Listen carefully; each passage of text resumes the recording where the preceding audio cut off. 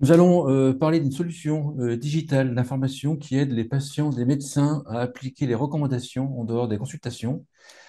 Avec les fondateurs de cette solution, tout d'abord Hélène Gauthier et Antoine Piot. Et je précise que cette émission est réalisée avec Idealco, enfin en partenariat avec Idealco, dans le cadre des Assises du bien vieillir qui ont eu lieu en mars 2024. Bonjour tous les deux.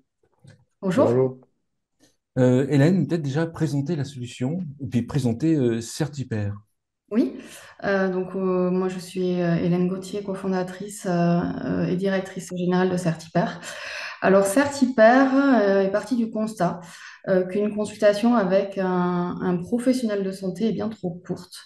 Le professionnel donne énormément d'informations au patient et le patient ne peut pas retenir tout ce qui est dit en si peu de temps. Donc pour remédier à ça, nous, on a développé une solution qui permet aux professionnels de santé d'envoyer de manière personnalisée, automatisée, étalée dans le temps, des parcours informationnels qui vont résumer ce qui a été dit en consultation et qui vont permettre aux patients de recevoir par SMS les bonnes informations au bon moment pour mieux savoir ce qu'ils doivent faire à domicile. Antoine, on a des idées, enfin, des chiffres que je comprenne, qu'on comprenne les conséquences en fait. Combien de personnes sont concernées par pas écouter ou pas tout retenir? Et est-ce qu'il y a Bien des sûr, conséquences des chiffres, hein, qu'on se rend compte de l'ampleur de la situation? absolument, oui. C'est quelque chose qui est très bien connu. Donc, en gros, quand on donne une information à un patient, quand un professionnel de santé donne une information, on estime que 10 à 20% des informations sont retenues. Donc, pour 10 informations délivrées, il y en a une ou deux dans le meilleur des cas. Donc, déjà, l'information ne passe pas ou passe très mal. Ensuite, l'adhérence aux recommandations, elle est moins de la moitié, on va dire 40%. Donc la majorité de ce qu'on a demandé aux patients de faire, que ce soit en termes de prise de médicaments ou d'hygiène de vie, n'est pas fait. Et ça, comme l'a très bien dit Hélène, c'est pas parce que les patients sont idiots, pas plus que nous, c'est parce qu'ils n'ont pas tout assimilé, l'information n'a pas forcément été partagée, on n'a pas eu le temps de la délivrer dans de bonnes circonstances. Ça a bien évidemment des conséquences en termes de santé publique. Et par ailleurs, en termes de prévention, puisque l'outil aide aussi à faire du dépistage, on estime que moins de 30% des patients suivent réellement les campagnes de prévention parce qu'on passe un peu à côté de la cible. Parce que quand on fait de l'affichage dans la rue, ben, c'est pas ciblé. Et quand on utilise des outils digitaux ou numériques, ben, on passe potentiellement à côté des gens qui en ont le plus besoin aussi. Comment ça marche concrètement? Je vais chez vous, je ressors avec une ordonnance, j'ai écouté que enfin, j'ai retenu une chose sur 10. Après, je vais recevoir des messages par SMS, j'imagine. Oui, alors tout à fait. Alors, l'outil peut être utilisé soit par les professionnels de santé en direct, soit par le biais des MSP, des CPTS ou des gérontopoles. Et en gros, il va permettre de collecter de l'information auprès des patients, par exemple leur envoyer des petits questionnaires avant de venir en consultation ou en hospitalisation, et de recevoir des informations après être venu en hospitalisation, en consultation ou après avoir été dépisté à risque de quelque chose. Je vais prendre un exemple très concret.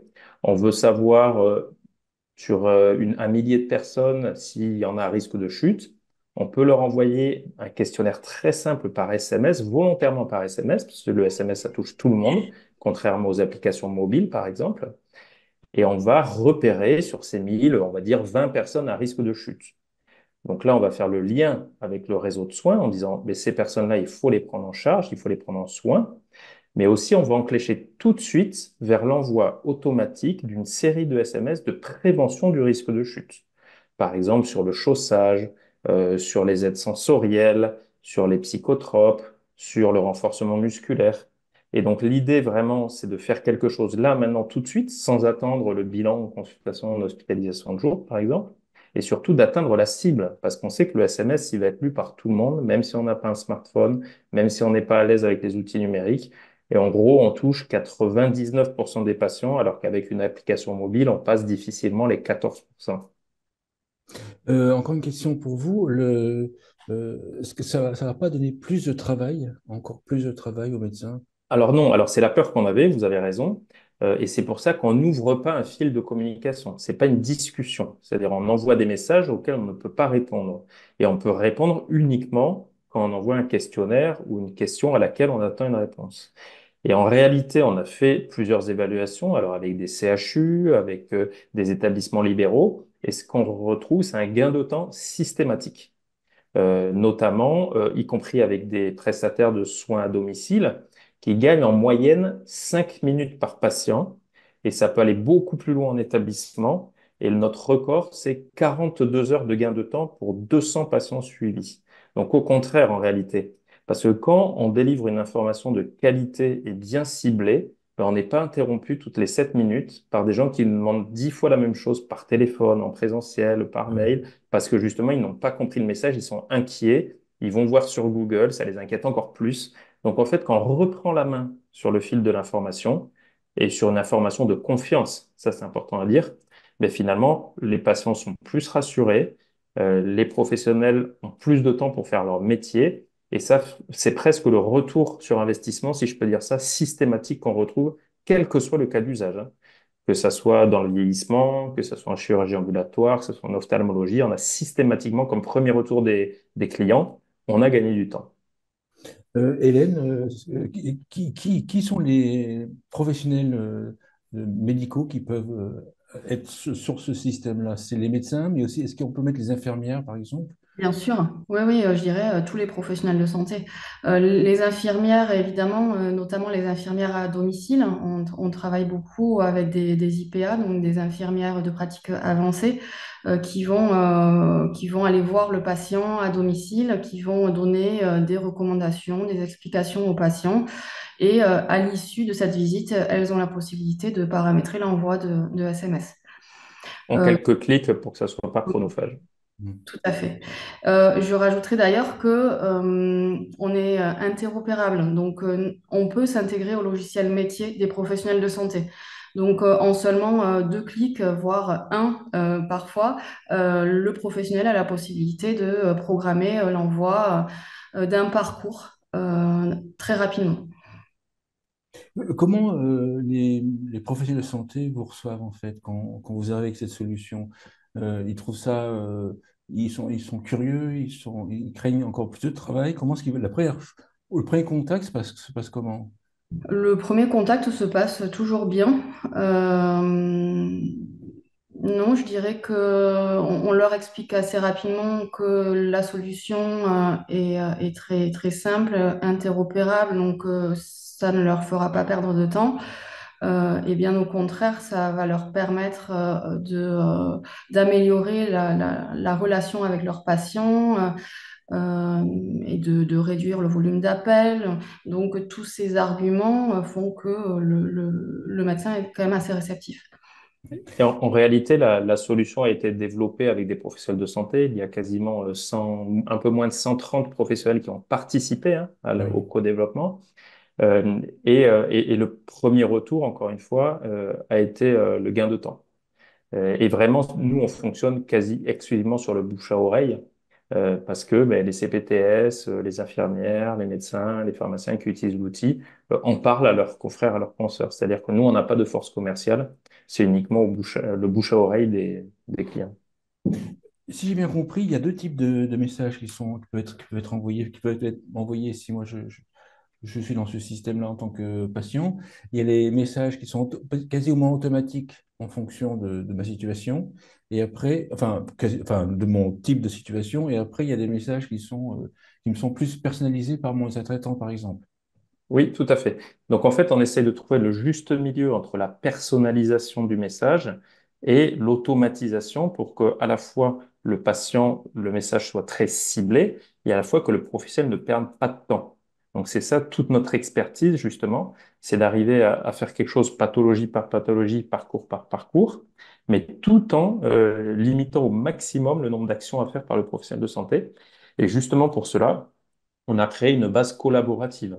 C'est-à-dire que quand une infirmière à Zalé ou un coordonnateur de CPTS où un médecin ou un pharmacien ou un chirurgien fait un parcours informationnel à Lille, ben, c'est disponible pour l'usager de Marseille, de Bordeaux, etc. Et c'est toute l'idée de ce système qui s'auto-alimente. Oui, donc ça s'enrichit au fur et à mesure de l'expérience du terrain.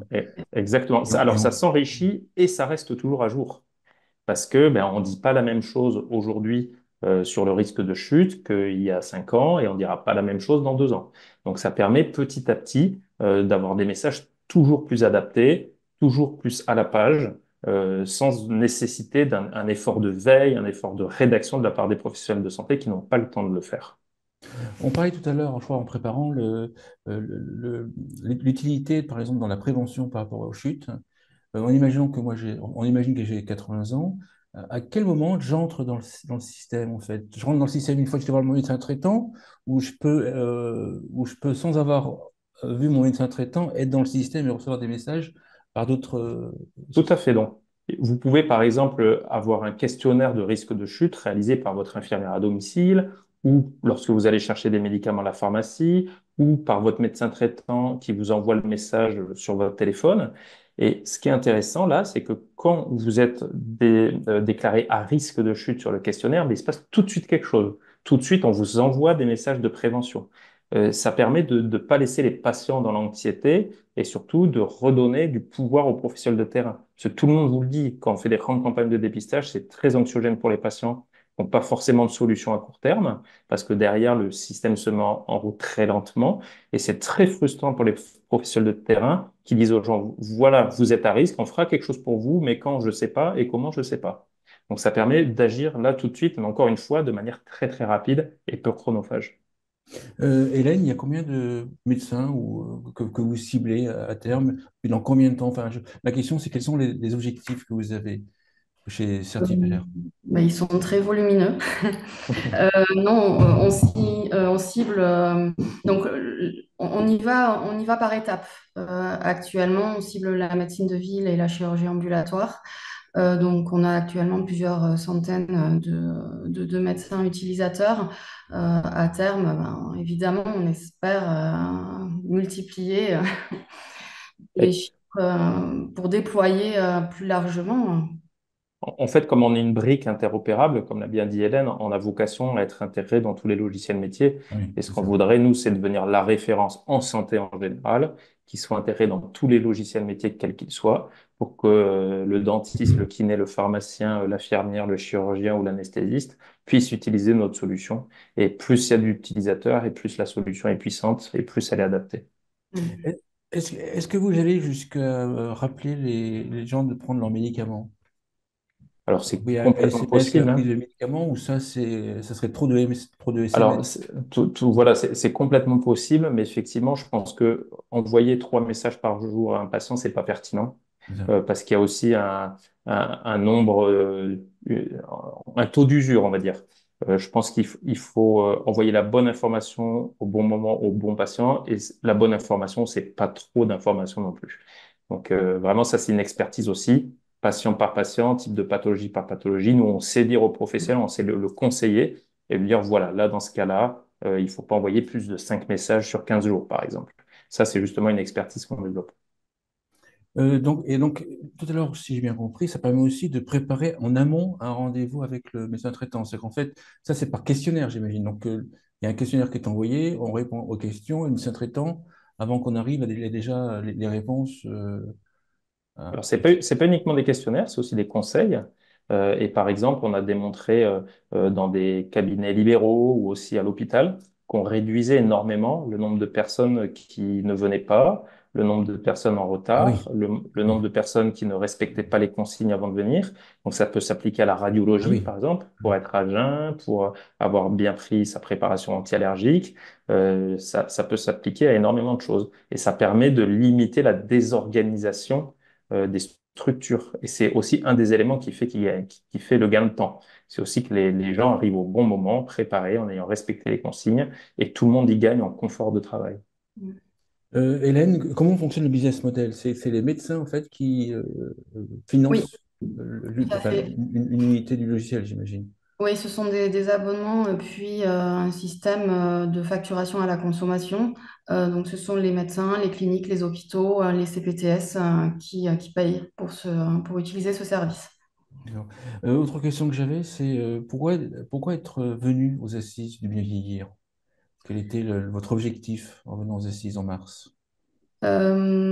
Parce que, comme le disait Antoine, nous, on a développé un système qui permet de toucher tout le monde grâce au SMS. Donc, on adresse nos messages aux personnes âgées également, les personnes les plus fragiles, les plus à risque. Euh, et euh, et c'est vrai qu'on a des partenariats avec des gérontopôles, avec La CARSAT. la CARSAT, voilà, sur le domaine du bien vieillir. Ça nous paraissait pertinent d'être présent aux assises. Et c'est vrai que paradoxalement, on développe plein d'outils digitaux qui, a priori, devraient être utiles aux personnes malades.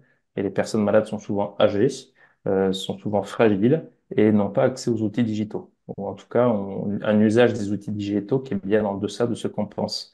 Donc, si on veut vraiment atteindre cette patientèle, il faut aller sur des outils développés pour eux et pas se concentrer sur ce que l'on connaît des outils digitaux dans des populations plus jeunes ou plus citadine. Donc, d'où le fait de faire simple et d'envoyer des SMS, et pas Oui, de faire tout à télécharger fait. une application à une grand-mère qui a 85 ans. Tout à fait. Autre point qu'on voulait aborder, en rigolant, c'était pour reprendre la main sur ceux qui vont sur Internet, ou Ah oui. reprendre la main sur Internet. On rigole parce que je suis allé la semaine dernière. Voilà. Donc, non, mais c'est vrai que finalement, on a vu que donner de l'information en présentiel, c'était pas suffisant, par manque de temps et ça va pas s'arranger. Oui, et puis il y a trop Euh, d'informations qui Et il y arrivent a brusquement, trop hein. d'informations. Et donc, on sait très bien que la quasi-totalité des patients vont aller recueillir des informations, soit au marché, soit sur Google, dans des endroits pas forcément très fiables. Et donc là, finalement, ça permet aux professionnels de proximité de reprendre la main sur l'information de qualité, y compris à distance. Donc finalement, ça redonne du pouvoir aux professionnels de proximité qui devient la référence, que l'on soit dans son cabinet ou à la maison. Et ça, c'est absolument capital parce que la médecine, c'est avant tout basé sur la qualité de l'information recueillie et la qualité de l'information délivrée. Un point, enfin une conclusion ou un point que vous voulez rajouter, Hélène ou Antoine, comme vous voulez. Conclusion, eh bien, c'est ça, notre volonté vraiment, avec le système qu'on a développé, c'est de pouvoir aider les patients, toucher tout le monde, pas que le technophile de centre-ville très à l'aise avec les applications mobiles.